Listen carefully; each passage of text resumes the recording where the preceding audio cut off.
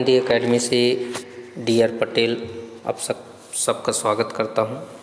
मैं आज आप लोगों के लिए हिंदी साहित्य के कुछ मोस्ट प्रश्न लेकर आया हूं, तो उनको आज अपन सब मिलकर हल करते हैं। और ये जो भी मेरे साथी चयन परीक्षा वर्ग 2 हिंदी साहित्य से तैयारी कर रहे हैं, उनके लिए ये बहुत ही वीडियो खास होने वाला है, क्योंकि इसमें बहुत पिछली परीक्षाओं में पूछे गए मोस्ट प्रश्नों का संग्रह है। चलिए दोस्तों नमस्कार, चालू करते हैं। पहला प्रश्न देखिए, निम्न में से हिंदी साहित्य का जो अतीत ये रचना है, हिंदी साहित्य का अतीत ये किसने लिखा था?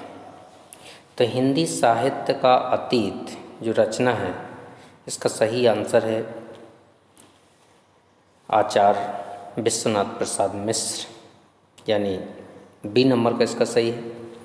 दूसरा प्रश्न है, आदिकाल को आरंभिक काल नाम किसने दिया है? आदिकाल को आरंभिक काल किसने कहा है दोस्तों? तो इसका सही आंसर है मिश्र बंधुओं ने। आदिकाल को आरंभिक काल मिश्र बंधुओं ने कहा है। अगला प्रश्न देखते हैं, तीसरा प्रश्न, निम्न में से कौन सी शिलाकृति है? मतलब शिला पर लिखी हुई या अंकित जो रचना है उसका नाम पूछा गया है। तो शिलांकित जो रचना है, शिला पर अंकित, वो राउल बेल रचना है। इसको शिलांकित रचना कहा गया है, शिला पर अंकित। चौथा प्रश्न देखते हैं, शालिभद्र सूर की रचना का नाम क्या है? तो शालिभद्र सूर की रचना है शालिभद्र सूर की रचना। तो शालिभद्र सूर की जो रचना है वो है दोस्तों भरतेश्वर बाहुबली रास। भरतेश्वर बाहुबली रास जो रचना है वो शालिभद्र सूर ने लिखी है। चलिए दोस्तों अगला प्रश्न देखते हैं, अमीर खुसरो किस नाम से जाने जाते हैं? जो अमीर खुसरो हैं वो किस नाम से जाने जाते हैं? तो तूतीय हिंद के नाम से इन्हें जाना जाता है। याद रखिएगा, तूतीय हिंद के नाम से किसे जाना जाता है? अमीर खुसरो को जाना जाता है। अगला प्रश्न है, आदिकाल को बीज वपन काल किसने कहा है? तो आदिकाल को बीज वपन काल आचार्य महावीर प्रसाद द्विवेदी ने कहा है। ये बहुत ही मोस्ट प्रश्न है दोस्तों। अगला प्रश्न देखते हैं, देसिल बैना सब्जन मिठा, जो बहुत चर्चित उक्ति है, देसिल बैना सब्जन मिठा, ये जो पंक्ति है यह प्रसिद्ध पंक्ति किसने कही है? ये पूछा गया है। तो ये विद्यापति और इनके द्वारा लिखी गई जो रचना है विद्यापति की पदावली, इस रचना से ये ली गई है, विद्यापति पदावली। चलिए अगला प्रश्न है, उपदेश रसायन के रचयिता कौन है? उपदेश रसायन, तो उपदेश रसायन के जो रचयिता हैं वो देखना है कौन है। चलिए देखते हैं, उपदेश रसायन जो आप लोगों ने पढ़ा होगा, तो ये जिनदत्त सूर के द्वारा लिखी गई रचना है। उपदेश रसायन रास काव्य है, रासु परंपरा का जिनदत्त सूरी ने लिखा है। नौवां प्रश्न है, निम्न में से किस कवि को अपभ्रंश का वाल्मीकि कहा जाता है? अपभ्रंश का वाल्मीकि बहुत मोस्ट प्रश्न है, वेरी मोस्ट प्रश्न। किस कवि को कहा जाता है? तो अपभ्रंश का वाल्मीकि स्वयंभू को कहा जाता है। अगला प्रश्न है, किस कवि को अभिनव जयदेव के नाम से जाना जाता है? तो जो विद्यापति हैं इन्हें अभिनव जयदेव के नाम से जाना जाता है। इन्हीं का नाम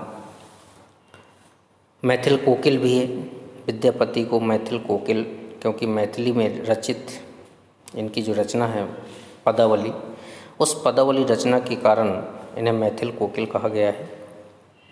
अगला प्रश्न, निम्न में से कौन सी रचना व्याकरण ग्रंथ है? व्याकरण ग्रंथ कौन सी रचना है पूछा गया है। तो व्याकरण ग्रंथ बताना है आपको, तो उक्ति व्यक्ति रचना जो है वो एक व्याकरण रचना है। उक्ति व्यक्ति प्रकरण, जी आपको याद रखना है, बहुत मोस्ट प्रश्न है ये। उक्ति व्यक्ति प्रकरण व्याकरण ग्रंथ है। चलिए अगला प्रबंध चिंतामणि की रचयिता का नाम पूछा गया है। प्रबंध चिंतामणि किसकी रचना है? ये प्रबंध चिंतामणि जो रचना है ये किसने लिखा है? तो मेरुतुंग। प्रबंध चिंतामणि किसने लिखी है दोस्तों? मेरुतुंग ने लिखी है प्रबंध चिंतामणि। अगला है वल्लभाचार्य द्वारा रचित ग्रंथ का नाम बताइए। वल्लभाचार्य ने कौन सी रचना लिखी है? वल्लभाचार्य की रचना का नाम वल्लभाचार्य के द्वारा रचित ग्रंथ जो है वो है अणुभाष। वल्लभाचार्य ने अणुभाष की रचना की है। अगला प्रश्न है विज्ञान गीता रचना किसने लिखी है? तो विज्ञान गीता जो रचना है वो केशवदास की है। विज्ञान गीता रचना किसके द्वारा लिखी गई? केशवदास के द्वारा लिखी गई है। चलिए अगला प्रश्न देखते हैं। इसमें खेट कौतुकम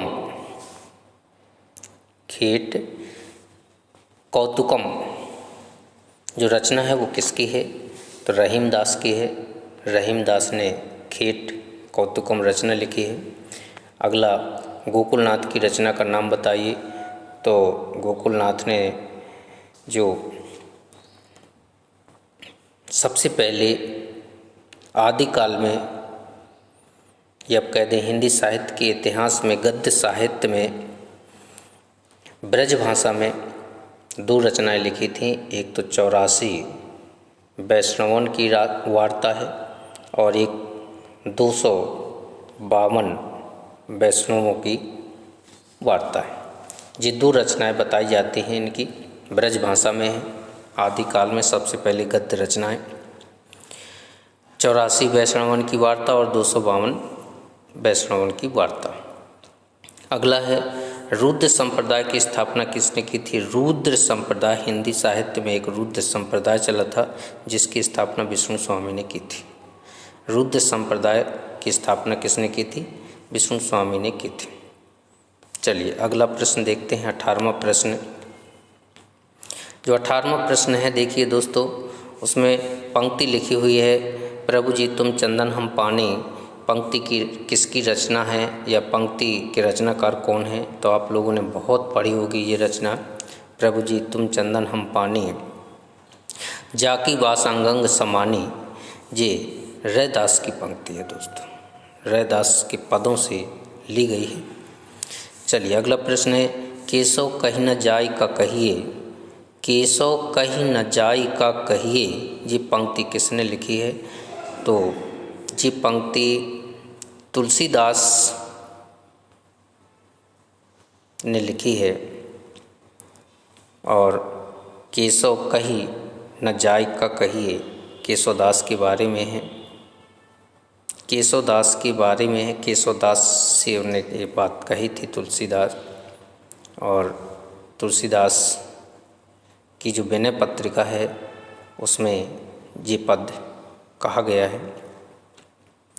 अगला प्रश्न है अंगत पैज।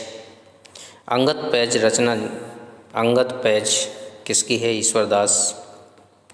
अंगत पैज किसकी रचना है? ईश्वरदास की। अंगत पैज जो रचना है वो किसकी है? ईश्वरदास की है। अगला है रामानुजाचार्य ने किस दर्शन का प्रतिपादन किया था? तो जो हिंदी साहित्य में एक वाद चला था विशिष्टाद्वैतवाद, विशिष्टाद्वैतवाद की स्थापना किसने की थी? रामानुजाचार्य ने। विशिष्टाद्वैतवाद की स्थापना रामानुजाचार्य ने की थी। चलिए अगला प्रश्न है, राधा वल्लभ संप्रदाय के प्रवर्तक कौन थे? तो राधा वल्लभ संप्रदाय जो हिंदी में चला था वो हित हरिवंश ने चलाया था। हित हरिवंश ने राधा वल्लभ संप्रदाय चलाया था। कबीर किस शासक के अनुयायी थे? जो कबीरदास थे वो सिकंदर लोदी के समकालीन थे। कबीरदास किसके समकालीन थे? सिकंदर लोदी के समकालीन थे। अगला प्रश्न है, प्रेम को पंथ कराल महा तलवार की धार पे धावनो है। जो कितनी अच्छी पंक्ति है। प्रेम को पंथ कराल कहाँ तलवार की धार पे धावनो है। इस पंक्ति की जो रचयिता हैं ये दोस्तों बुधा हैं। कौन है? बुधा रीतिकाल के कवि हैं और रीतिकाल के कवि बुधा ने ये पंक्ति लिखी है, प्रेम को पंथ कराल महा तलवार की धार पे धावनो है। मतलब प्रेम के पंथ पर चलना, प्रेम के पथ पर चलना तलवार की धार पर चलने के समान कठिन है। 25 प्रश्न है, शिवराज भूषण जो ग्रंथ है ये इस ग्रंथ में किसका विवेचन मिलता है, किसका वर्णन मिलता है? तो ये जो रचना है शिवराज भूषण है ये अलंकार से या अलंकारिक ग्रंथ है और इसमें अलंकारों का वर्णन सबसे ज़्यादा मिलता है, इसलिए किसका विवेचन है? अलंकारों का। तो याद रखिए शिवराज भूषण किसकी रचना है? ये बिहारी की रचना है ना, बिहारी की रचना है और बिहारी का ये अलंकार पूर्ण रचना है और शिवराज भूषण रचना का नाम है। सेवा बावनी छत्रसाल दशक जी बिहारी भूषण कवि भूषण की रचना, कवि भूषण की रचना है। इस प्रश्न को दोबारा सुन लेते हैं। शिवराज जो भूषण है ये भूषण की रचना है और भूषण ने 2 राजाओं का आश्रय लिया था, एक छत्रसाल और एक शिवाजी।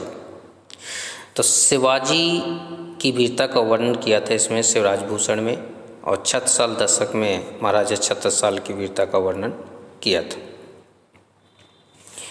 तो शिवराज भूषण, तो ध्यान रखें ये भूषण की रचना है, ठीक है, बिहारी की नहीं है, भूषण की है, याद रखें। अगला प्रश्न जो है आपका, निम्न में से कौन सी रचना एवं रचनाकार का युग्म नहीं है? सही मिलाना है आपको। चलिए मिलाते हैं, देखते हैं कौन सा युग्म सुमेलित नहीं है।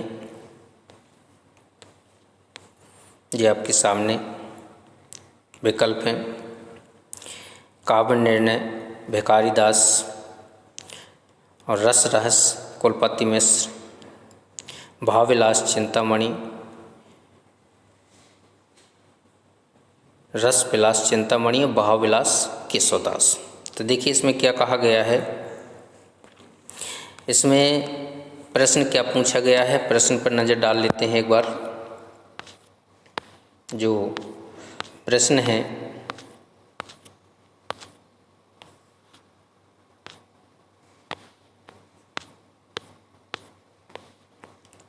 जो आपका प्रश्न है दोस्तों वह है कि रचना एवं रचनाकार का युग्म सही नहीं है ना, सही नहीं है बताना है। तो जो भावविलास है ये युग्म सही नहीं है। भावविलास केशवदास की जो रचना बताई जा रही है ये नहीं है। भिखारी दास काव्य निर्णय ये आपका सही है। रस रहस्य कुलपति मिश्र ये आपका सही है। रस विलास चिंतामणि ये आपका सही है और भावविलास केशवदास ये आपका गलत है।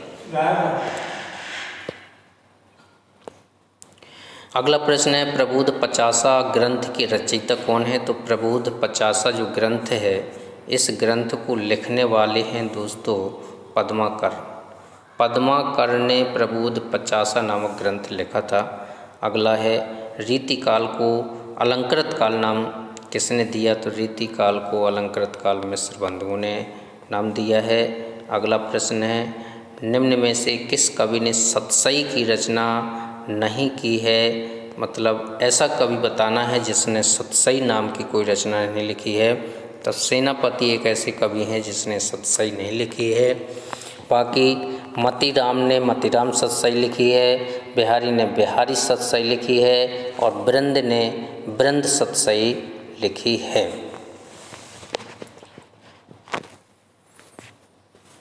चलिए अगला प्रश्न, धन्य भारत भूमि सब रत्ननि की उपजावनी पंक्ति के लेखक कौन हैं?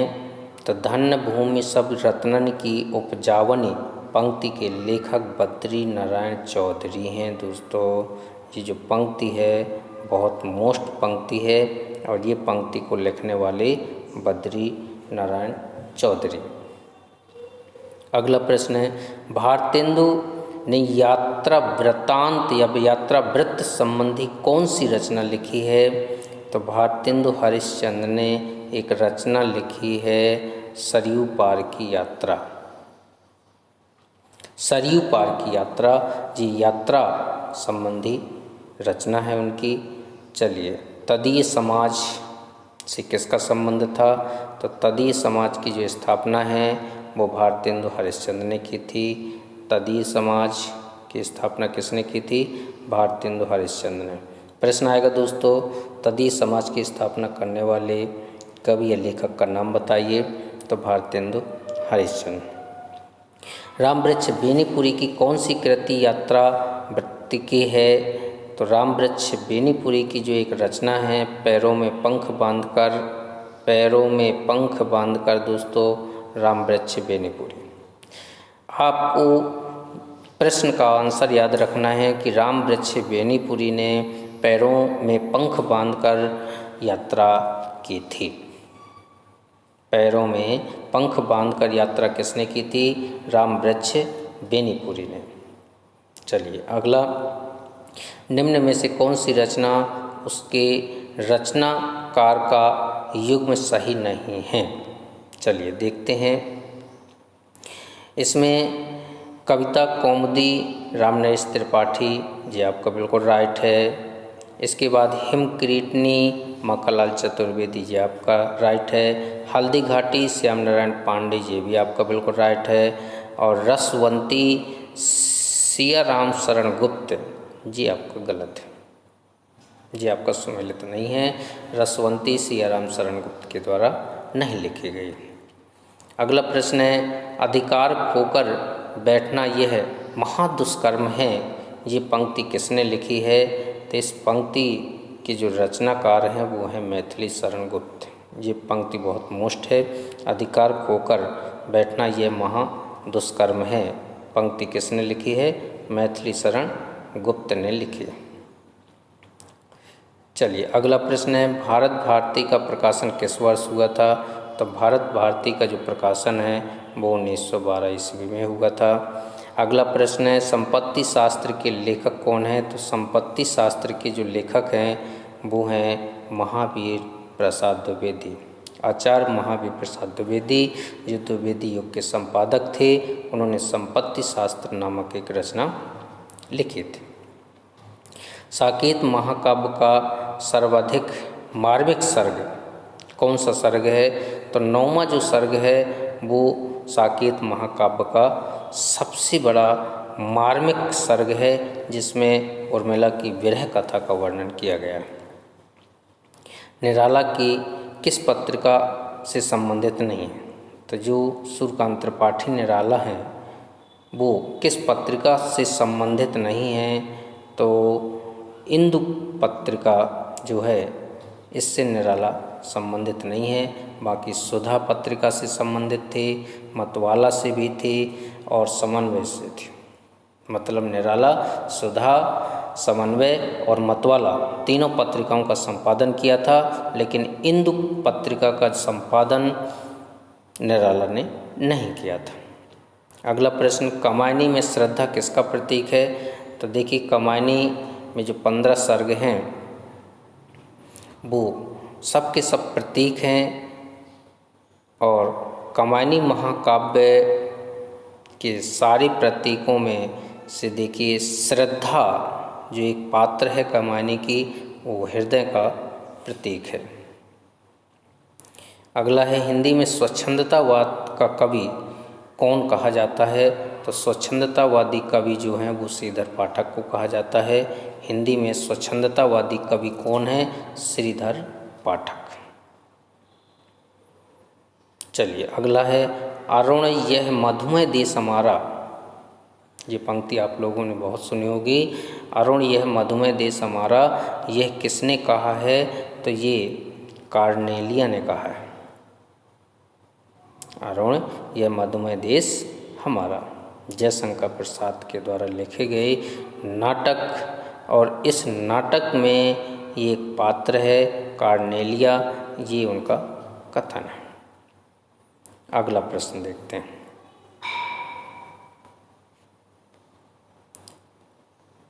छायावाद को स्थूल के प्रति सूक्ष्म का विद्रोह किसने कहा है? ये पंक्ति आप लोगों ने पढ़ी होगी, बहुत पूछी जाती है बोर्ड क्लासों में। स्थूल के प्रति सूक्ष्म का विद्रोह किसने कहा है? तो ये डॉक्टर नगेंद्र के द्वारा दी गई छायावाद की परिभाषा है। और साय में धूप किसकी रचना है? तो साय में धूप का विकृति के जो रचनाकार हैं वो हैं दुष्यंत कुमार। ये एक गज़ल संग्रह है, ये गज़ल संग्रह है। साय में धूप एक कैसा है? गज़ल संग्रह है ना, गज़ल संग्रह है। और ये संग्रह किसके द्वारा लिखा गया है? दुष्यंत कुमार के द्वारा लिखा गया है। साखी किस कवि का काव्य संग्रह है? साखी किस कवि का काव्य संग्रह है? तो विजय देवनारायण शाही, विजय देवनारायण शाही के द्वारा लिखा गया है साखी। अगला, हम बिस्पाई जन्म के काव्य कृति के रचनाकार, हम बिस्पाई जन्म के बालकृष्ण शर्मा नवीन। हम बिस्पाई जन्म के इस काव्य कृति के रचनाकार कौन है? बालकृष्ण शर्मा नवीन। निम्न में से कौन सी रचना की रचनाकार का नाम सही नहीं है? चलिए देखते हैं। फूल नहीं रंग बोलते, केदारनाथ अग्रवाल बिल्कुल सही है। मैं उस जनपद का कवि हूँ, त्रिलोचन शास्त्री, ये भी सही है। संसद से सड़क तक सुदामा पांडे धूमिल, ये भी सही है। सीढ़ियों पर धूप में शमशेर बहादुर सिंह, जी आपका गलत है। तो सही आंसर होगा सीढ़ियों पर धूप में शमशेर बहादुर सिंह। अगला प्रश्न है, सूरदास किस उपन्यास का चर्चित पात्र है?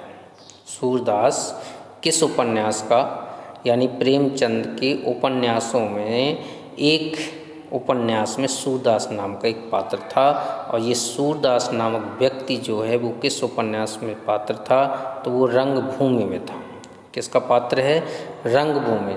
सूरदास रंगभूमि नामक उपन्यास का पात्र था। अगला है, झीनी झीनी बीनी चदरिया, झीनी झीनी बीनी चदरिया किस उपन्यासकार की कृति है? तो अब्दुल बिस्मिल्लाह। अब्दुल बिस्मिल्लाह झीनी झीनी बीनी चदरिया, झीनी झीनी बीनी चदरिया अब्दुल बिस्मिल्लाह। अगला अंतिम प्रश्न है आज का, 50वां प्रश्न है कि अंजू दीदी किस विधा की रचना है? जी, अंजू दीदी जो रचना है वो किस विधा की है? तो अंजू दीदी एक नाटक है दोस्तों। अंजू दीदी किस विधा की रचना? एक नाटक। तो दोस्तों इस तरह से आज हमने 50 प्रश्न एक मॉक टेस्ट के रूप में हल किए हैं। इसी तरह से पलक हिंदी एकेडमी यूट्यूब चैनल से आप सब लोग जुड़ जाएं। जो भी मेरे प्यारे साथी हिंदी वर्ग 2 से चयन परीक्षा देने की तैयारी कर रहे हैं, उन्हें इसी तरह के मॉक प्रश्नों के माध्यम से उनकी तैयारी का एक प्लेटफार्म तैयार करवाने की मैं कोशिश कर रहा हूं।